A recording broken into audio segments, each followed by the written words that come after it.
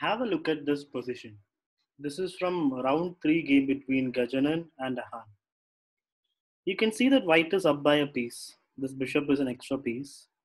Black has got 2 pawns for that piece, but that's not enough. So right now white's winning. Black, Gajanan has just played knight e4. Now I'm going to show you this game in critical moments. There are a few critical positions and moments where the game could have changed. And as players, we have to identify those moments. And when you slip up in those critical moments, that's when you lose the game. This is the first such moment. Black has just played knight e4. It's a first sign of pressure on white. Ahan crumbles right now. He falters right away. What he should have done in this position is just improve his pieces slowly, like play king g2, get the queen up to e2 maybe, or what shall we play? There is also queen e1 and then queen e3 ideas. So in this position, Ahan just plays knight d2, just trying to exchange of those knights. But that is a mistake because Gajanan can now play knight c3, attacking the queen. And when queen moves, now comes the second critical moment. It seems like black can just play f6 when the bishop moves, knight e2, check, will pick up the rook.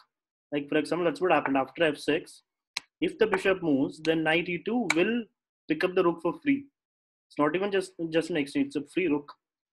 That's winning. But Gajanan had a bigger win here. He had a better move. He had a move that wins on the spot. He could have just played queen takes rook.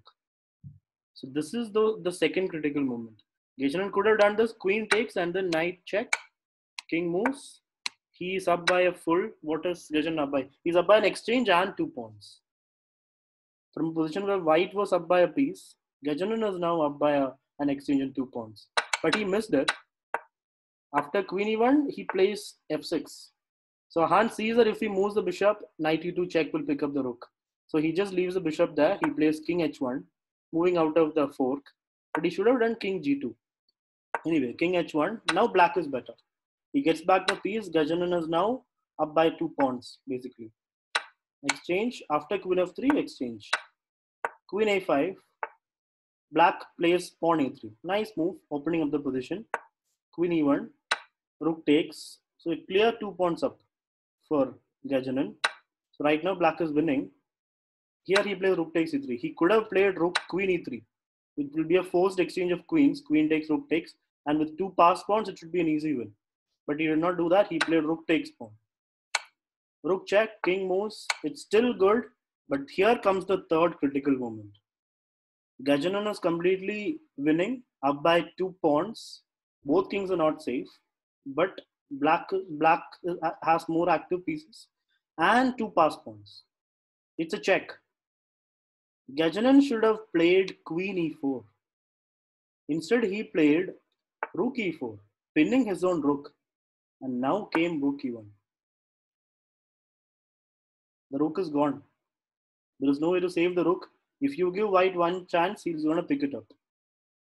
But black still has got a draw. He just repeats. Queen e3 check, king moves, queen f3 check, king moves, queen e3 check, king g2, queen e2 check. And now comes the fourth critical moment. Ahan in this position plays king h3, trying to win the game, trying to pick up this rook. But then there is queen h5 check and the rook is gone. It's a fork. When king moves, rook gets taken. But unfortunately, Gajanan misses it. He plays queen h5 and I thought he was going to pick up the rook. But then after king g2, he did not even see that. He just played queen e2. And the game ended in a draw here by repetition.